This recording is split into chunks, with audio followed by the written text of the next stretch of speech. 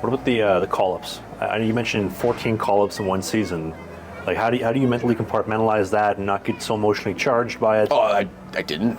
Okay. It's so many highs and so many lows. It's like, it's hard to explain because people that don't play at a high level or don't play hockey for a career or for money, and it's your livelihood. It's different than going out and playing at your local league or playing, AAA or even playing college. Imagine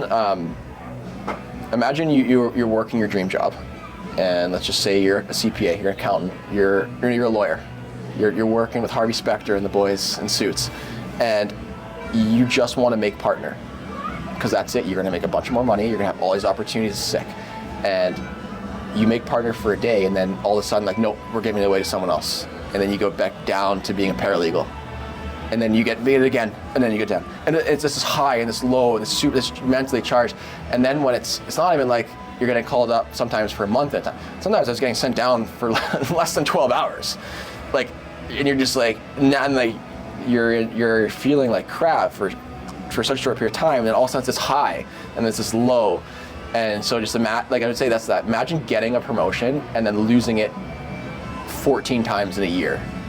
But then regaining it 14 times in a year. And then regaining it 14 times. So it's the high and the low. And then you're trying to plan a family. And then you're trying to play and be consistent and not think of these things and I lived in a hotel. I spent 9 months living in a hotel between those 2 years. Like, I lived at the Delta Center. Shout out the Delta Center downtown. Wasn't the Fairmont?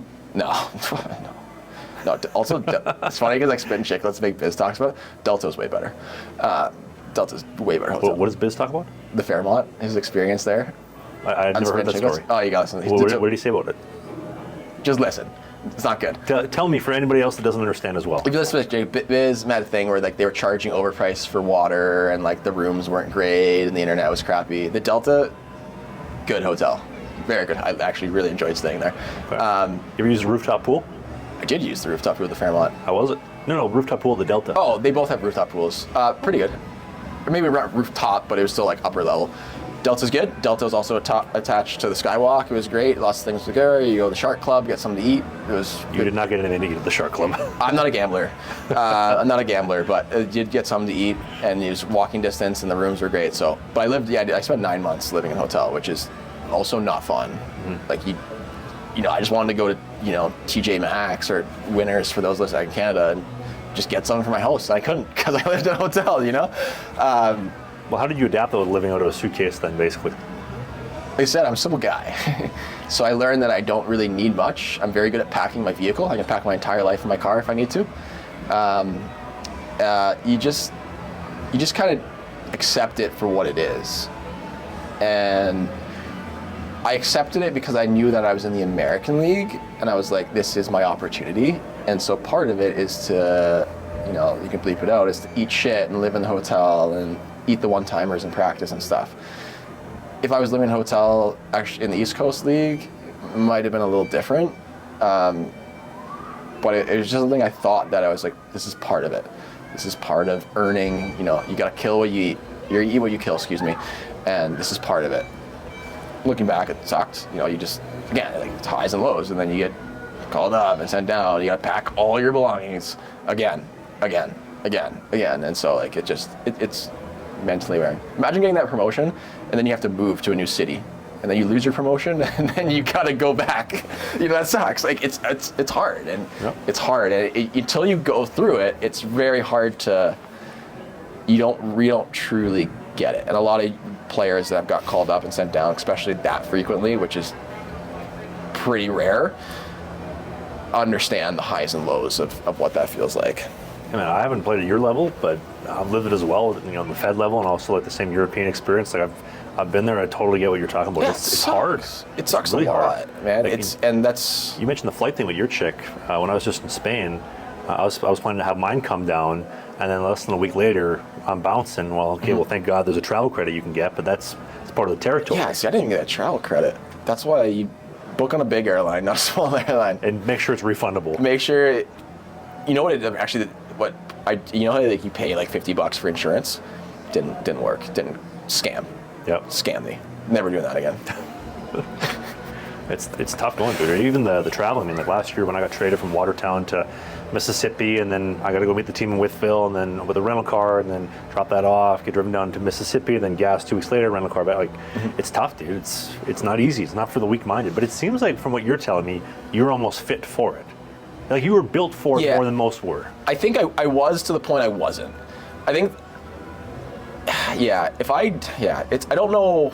There was that breaking point, but like I said, I had like a significant amount of adversity and like hockey, like life hardship. No, I'm not gonna say that I didn't grow up in the hood or the ghetto and had to grind. I grew up in a well-off family, and my parents are unbelievable and still together, and I had a lot of advantages that way. But like in terms of getting cut from like AAA and like minor hockey and getting traded in junior and having coaches that like ripped into me even from like minor hockey ages, like did not playing in college for the first 2 years. Like I had that experience. You need that experience to grow. It's essential for all athletes to have that experience. I just happened to have a lot more of it, and it came to a point where eventually I was just like, I'm done. I want to do something else. And now, thankfully, in real life, which you're not there yet, but I'm getting a lot closer now, I have to admit. You're getting too close to it. But in real life, usually, the mentality I have, where you kind of get what you give, it's more realistic. Like in school, the more I studied, the better the grade, the more successful I would be. I wasn't worried about someone else getting a better grade and bumping me from the program. You do well, or like, the better of a goalie coach I am, the more goalies the more successful they will be, and the more my goaltending kind of allure grows, or like the more time and effort I put into growing ghost rehab and performance, the better that itself as a business is going to go. And so you do get a lot more. There's a lot less outside influence. So like, I think that might be why like I'm like happy in life now, because I can continually, I still grind like so hard. Like I grind my face off, just like I did in hockey. Mm-hmm. But now there's less influence from other people on it, and I think that's why I'm willing to wake up at 5 in the morning and cut my clips and do my video breakdowns and make my social media clips, and then go coach, and then do this and then do that and then do that, and not get a lot of sleep. And because one, I love it, but again, I'm able to get out what I put in, and that's ultimately like what I want. I want what I do to matter, especially matter to me, and that's where I get fulfillment. There's a couple more things I want to touch on, but just to finish on this one, do you think that a lot of hockey fans that maybe hear this and say you're being a victim, I think somebody commented the other day on the old podcast that you have a loser's mentality, which I completely disagree with. You do not have a loser's mentality. It's just the reality of the business.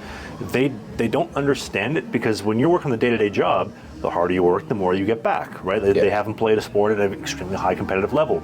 And the things that we're talking about, it's almost like trying to unravel the way that the world works. It's so sick and twisted that you never actually comprehend it. You don't know until you get to it. But you don't know what you don't know. Yeah, you don't know what you don't know. I definitely do not have a loser's mindset, thankfully. I've also won quite a lot of hockey games in my life. It's funny because the biggest loser mindset is commenting negative things on other people's videos on the internet. Well, not even just this, but like anything. And I see it from I just read comments on people's things. Like, that is the biggest loser mindset, instead of just saying things to someone's face. But yeah, hey, sure, whatever, man. This is the thing, it's like I also don't care. Like, I coach goalies, man. The only thing I care about is I care about my family, and I care about my health, my friends, and I care about my athletes. Well, sure. I'm going to quote one of my best friends, Matt. Those that matter don't mind, and those that mind don't matter. It is true. It's a universal truth. Yeah, and if you have your family, the small group of people that you care about, those opinions matter. Everything else is just noise. Yeah, no, it's the 100 fans hot messaging you after a game, or even your own team's fans saying, "Hey, you sucked last night, man. That screen from the point, you should have had that one." Yeah. Thanks, Daryl. Yeah, hey, trust me. There's no one more aware of the goals that I gave up than me, because to this day, I can basically remember every single goal I gave up from college onwards. I remember all of them. And so, victim mentality, whatever. It's okay. It's so funny because, as someone who works with kids and parents in minor hockey, oh gosh, I can assure you that I do not. That most hockey players, most high-level athletes, do not have a victim mentality, or else they wouldn't have got there. And it's always the kids and parents that don't make it or aren't playing high level that have that mentality, but they just don't. It's like Dunning-Kruger. Like, the smarter you are, the more you realize you're dumb. But the people that aren't smart think that they're smart, but they don't like understand it. So the Dunning-Kruger effect, which is a horrible paraphrase, a way to explain it. But it's just like, you know, you're always, the people that have a true victim mentality are always the ones projecting that they have, or like, it's always politics.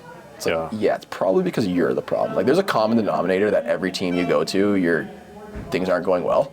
It's probably because it's you. It's not because every team is bad. And I would say as well, just the devil's advocate here, or devil's avocado, for myself personally. Hey, if you enjoyed this video, hit the subscribe button. We do a new podcast every single Sunday during the season called Sling the Biscuit. It is a non-mainstream hockey podcast, so we talk about my hockey career, the minor pros, Spain, the Fed, you name it, all the stuff that you won't hear in the mainstream news. Music, Pop culture. politics, a little bit. Thanks for watching this video, and we'll see you soon.